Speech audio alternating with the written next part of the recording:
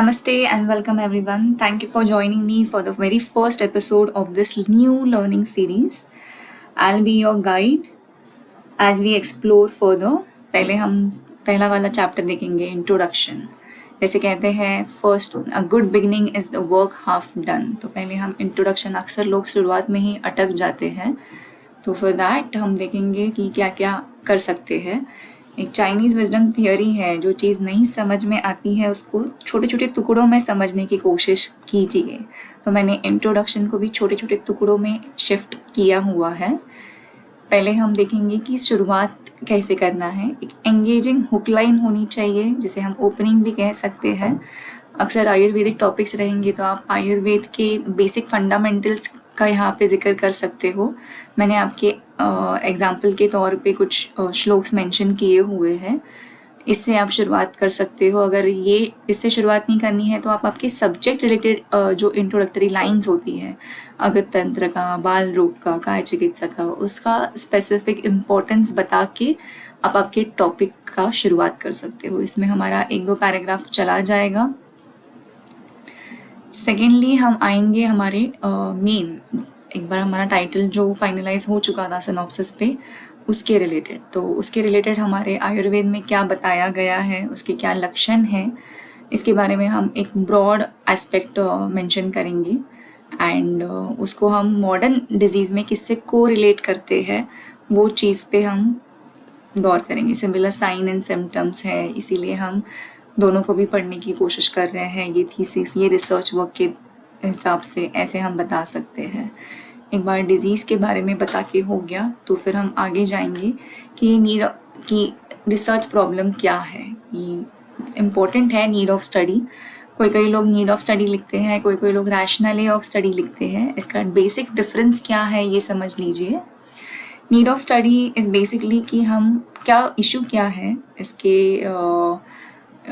Specific problem, conflict जो है वो एक्सप्लेन करेंगे कि और ये पढ़ना क्यों ज़रूरी है, कि इस टॉपिक के बारे में पढ़ना क्यों ज़रूरी है.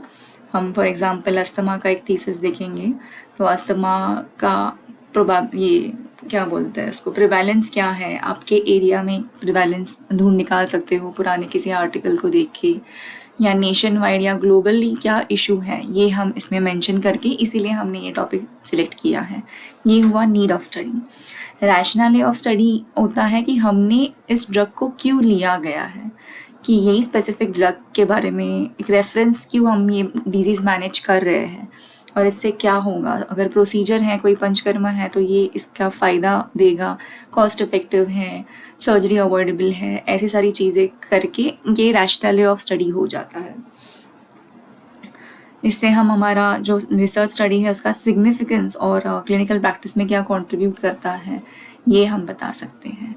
पहला हो जाता है इंट्रोडक्टरी लाइन, फिर आयुर्वेदिक डिजीज़, फिर मॉडर्न डिजीज़, फिर नीड ऑफ स्टडी कि हमें ये क्यों पढ़ना ज़रूरी है, ये रिसर्च करना क्यों ज़रूरी है, उस पर हमने जो दवाई लिए है वो क्यों ज़रूरी है, एंड सिग्निफिकेंस. अब तक इतना समझ गया होगा.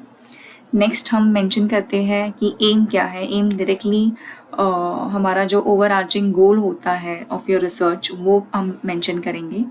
फिर the specific steps you will take to achieve it are the objectives, कि हम इसके दौरान, एम के दौरान बेसिक ऑब्जेक्टिव्स जो रहते हैं, अक्सर कई लोग प्राइमरी ऑब्जेक्टिव, सेकेंडरी ऑब्जेक्टिव्स ऐसा करके भी लिखते हैं. फिर research question, the precise question of your study will answer the research question. तो ये रिसर्च क्वेश्चन काफ़ी ज़रूरी है कि आपका जो ड्रग काम करता है वो सच में काम करता है कि नहीं. मोस्टली ऐसे ही लोग पूछते हैं, is this really efficient, is this really significant, ऐसा. और प्रिडिक्शंस जो हमारे हाइपोथेसिस हैं, पहले हम अज्यूम करते हैं, एक नल हाइपोथेसिस होता है कि ये ड्रग काम नहीं करेगा, और एक ऑल्टरनेटिव हाइपोथेसिस होता है कि ये ड्रग काम कर रहा है.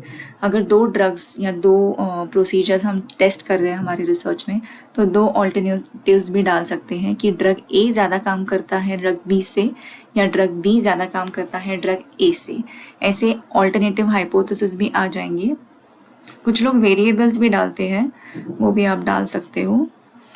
एक बार एम्स, ऑब्जेक्टिव्स, रिसर्च क्वेश्चन और हाइपोथेसिस हो जाए, उसके बाद हमारा जो थीसिस टॉपिक है उसका एक छोटा सा आउटलाइन या रोड मैप हमें बताना है, एक लाइन में, ज़्यादा नहीं.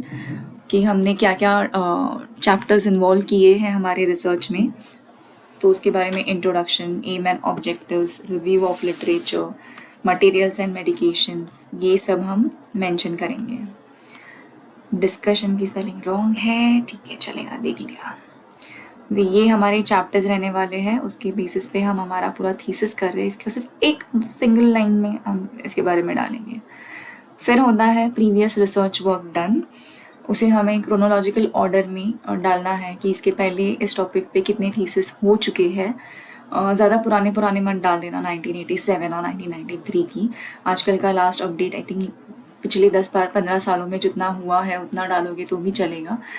कुछ लोगों के 2-2 ड्रग्स होते हैं, तो ड्रग्स रिलेटेड थीसिस या डिजीज़ रिलेटेड थीसिस ऐसे भी आप कर सकते हो, अच्छे से टेबुलर फॉर्म में आप मेंशन कर सकते हो। ये डाटा मिलने के लिए आप एक तो आपके सीनियर्स का थीसिस का सीनियर्स के थीसिस को रेफ़र कर सकते हो, या कोई स्पेसिफिक आयुर्वेद डाटाबेस होता है जिसके बारे में मैं आपको बताऊंगी, यूनिवर्सिटी ऑल राइट। तो ये है श्वास रिलेटेड, तमक श्वास पे किया गया थीसिस। इसमें देखो पहले बेसिक आयुर्वेदिक प्रिंसिपल्स पे मेंशन किया हुआ है, श्वास क्या होता है आयुर्वेद के हिसाब से, उसको फिर हमने कोरिलेट किया है ब्रोंकियल अस्थमा के साथ। यहाँ पे आगे जाके ये ब्रोंकियल अस्थमा के साथ हमने कोरिलेट किया हुआ है। सेकेंडली ये रैशनली पार्ट हो गया, ये सीक्वेंस कभी कभी किसी किसी थीसिस यूनिवर्सिटी के हिसाब से चेंज हो जाता है। नीड ऑफ स्टडी या रिसर्च लैक्यूना भी जिसे कहा जाता है। उसके बाद हम aim, objectives, research question, hypothesis mention करते हैं। यहाँ पे देखिए हमने फ्रेमवर्क ऑफ डिसर्टेशन मेंशन किया हुआ है, एक एक लाइन में आपने जो जो डाला है आपके थीसिस में। आप चाहिए तो वीडियो को होल्ड करके भी देख सकते हो, मुझे ज़्यादा लंबा वीडियो नहीं करना है इसलिए मैं थोड़ा सा आगे भागती हूँ। ये प्रीवियस रिसर्च वर्क जैसे मैंने बताया अलग अलग यूनिवर्सिटीज़ से हमने लिया हुआ है। तमक श्वास ये टॉपिक काफ़ी कॉमन था तो हमें बहुत सारा डाटा मिल गया था। ये देखो ये इतने पुराने लेने की ज़रूरत नहीं है, अभी आप 2025 में हो। 1994 2000 तक जितना आता है, 2000 भी नहीं एक्चुअली 2010 तक जितने हुए हैं उसके आगे के आप लीजिए आपके थीसिस वर्क में। ज़्यादा पुराना देखो ये ज़्यादा एक्स्ट्रा डाटा हो जाता है। कुछ लोगों में वर्ड काउंट का इशू होता है कि ये इतना वर्ड काउंट होना ही चाहिए, 200 पेजेस से ज़्यादा होना ही चाहिए, तो आप जितना भर के डालना है उतना डाल सकते हो।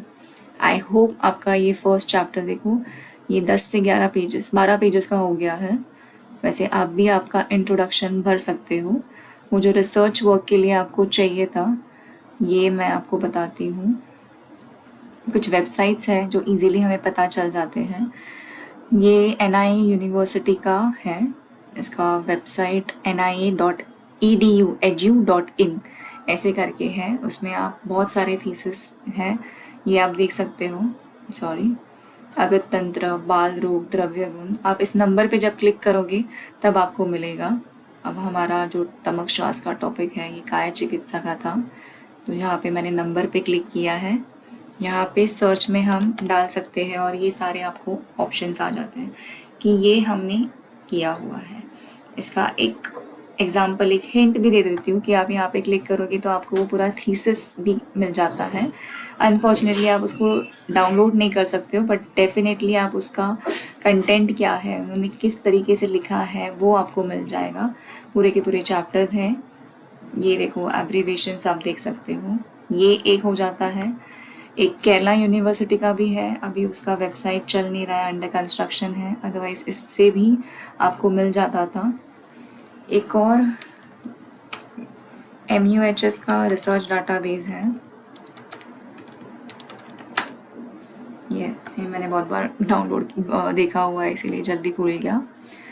अभी ये MUHS का ऐसे दिखता है, इसमें अगर आप तमक श्वास डाल देते हो, सिर्फ तमक भी लिख देते हो तो ये पूरे इसका फाइंड आउट करेगा। इसमें यहाँ पे ईयर भी मेंशन किया हुआ है, उस हिसाब से हम कर सकते हैं। ओके।